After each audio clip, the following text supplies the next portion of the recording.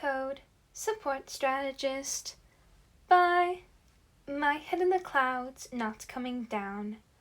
Read by Rat Overlord. Chapter 88, Reconstruction. Summary: Yue gets a makeover. Isuku put the last of his notebooks into his backpack and walked out of his empty room. The service that Yue had hired to help all the students move into the dorms was already there, and Mom fretted nervously as they carried Isuku's boxes out of the apartment. "Baby, are you sure you want to move into the dorms? I know they say they may as well build them, since they're rebuilding everything else, but it just seems so hard having you so far away." "I'll be close to my friends," Isuku said tiredly. "And I'll be surrounded by heroes, Mom. I'll be fine." They'd had the same discussion 20 times that week, twice just this morning as he was packing up the last of everything, which only reaffirms his decision to move out.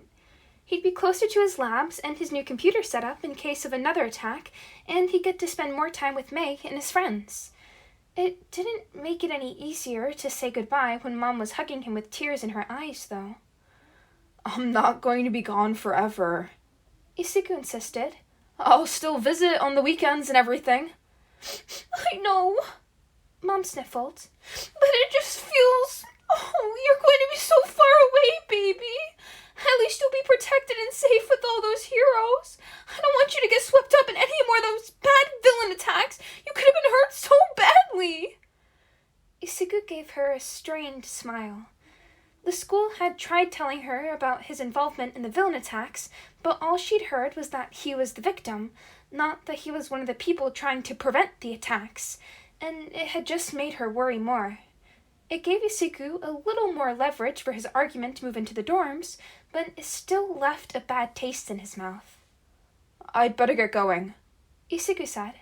"May's probably already there looking over blueprints, so..." Mom frowned. "You're going to be living very close to your girlfriend, Isuku. Do we need to talk about..." Isuku went bright red and shook his head. "No, sorry, no, it's just...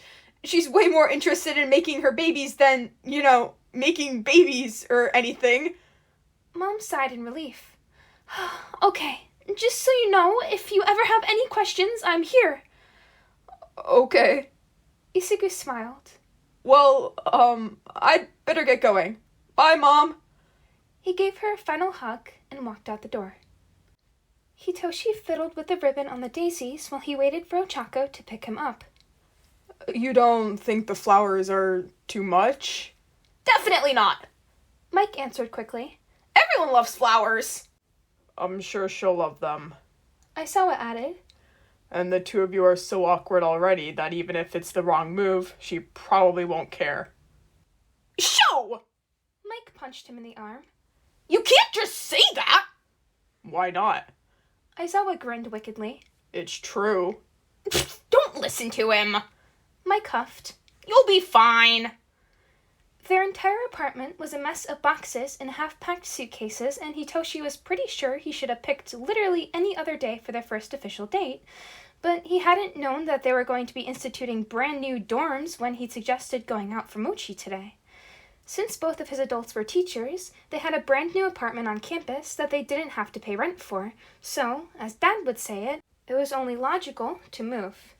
It still didn't make today any less stressful or chaotic. "I feel like I should probably be picking her up," Hitoshi said. "Isn't the guy supposed to pick the girl up for the first date?" "For right now, Uraraka still lives 2 hours away," Dad said.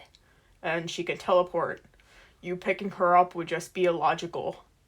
Hitoshi groaned. I know you're right. It's just... I want to do this right, Mike smiled and brushed an imaginary piece of dust from Hitoshi's shoulder. "That's what the flowers are for. You're gonna do great, kid."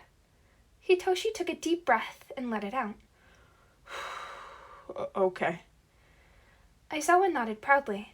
"You've been through like 3 life or death situations with this girl now. A date is gonna be a piece of cake." Ochako appeared right next to him. "What's gonna be a piece of cake?" "Me convincing my husband to eat an actual meal and not just coffee," Mike said quickly. "Fat chance," Aizawa shot back. It's got multiple food groups. Therefore, logically, it qualifies as a meal. Mike pouted. There is nothing logical about it! Aizawa just grinned in response. You two stay safe. Call us if there's any villain attacks. And have fun! Mike added. Don't forget that! Ochako smiled. Oh, that'll be easy with Shindig around. She turned to Hitoshi. Are you ready? Definitely. Hitoshi held the flowers hesitantly. And, these are for you, if you want them. If you don't, they were my adult's idea. Oh, I want them! Ochako turned bright red and took the bouquet. Oh, thank you. I love them. She held out her hand for him to take and then stopped. Oh, actually, I forgot. I don't have an anchor at the mochi place. Oops, we might have to walk. Hitoshi smiled and took her hand anyways. It's okay. That just means I get to spend more time with you. Shoto looked at the setup that Shigaraki had planned and shook his head. I can't believe they're letting you have an entire gaming setup in a prison cell. Because Shigaraki's information had been essential in protecting the students during the attack on Yue, Principal Netsu had taken full responsibility for him.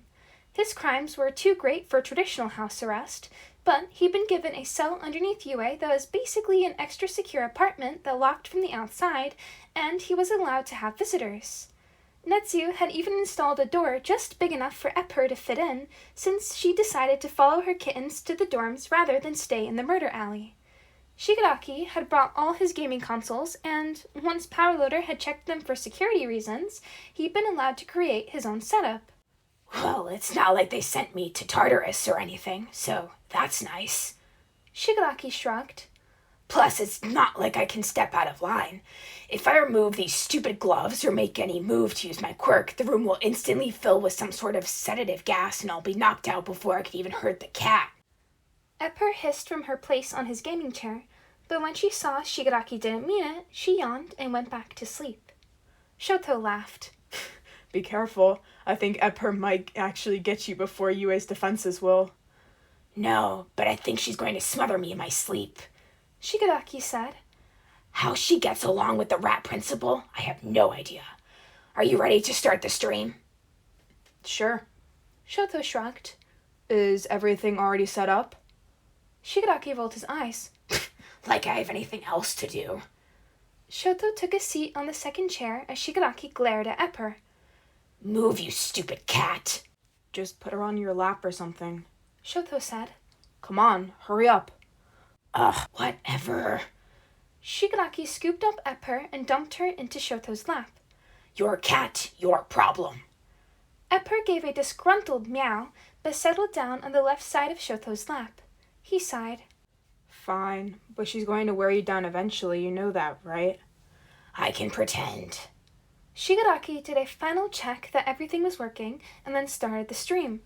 Hello, everyone. Sorry we dropped off the face of the earth. We got arrested. You mean I got arrested, which was your fault, by the way. Shoto deadpanned. You turn yourself in, it doesn't count. Yeah? Shigaraki challenged. And who's streaming from a jail cell right now? Shoto smiled. Technically both of us. A look at the chat confirmed that everyone, as usual, assumed that they were joking. Their fans were going to get a nasty shock if the two of them ever decided to turn on their cameras. May was already at the school, or what there was left of it. They had put first priority on completing the dorm so that the students could move in, but the rest of the school was still just a giant mess of construction and wet concrete. About a third of the school had been completely destroyed, and 3/4 had been damaged in some way or another.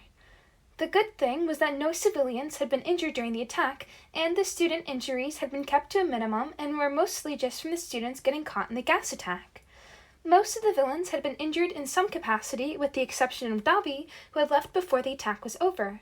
But the only deaths had been All For One and Mineta, who had both shown evidence of being killed by Spinner, not the heroes. The days since the attack had been a whirlwind of activity, especially for the support course students who were all helping with the reconstruction. Isuku and Mei had spent most of that time helping to redesign the tunnels and making some of the manual defenses that didn't rely on electricity as a power source. In other news, they had learned that trebuchets were a lot of fun. The labs weren't complete yet, so May had to set up the miniature lab in the common room of their dorms, and Isuku smiled as he watched her fiddle with the prototypes they'd made yesterday. You look like you're having fun. Is your stuff already moved in? The movers are still bringing it over, May said, without looking up. You? I'm in the same boat. Isuku said. So, what do you want to work on until then?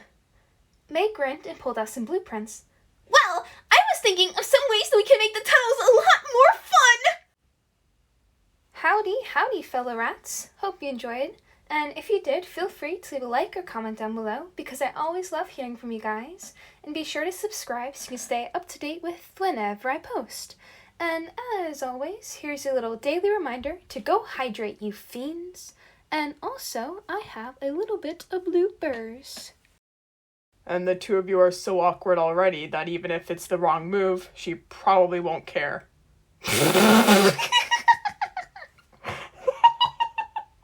Oh my god, that's so savage! So savage!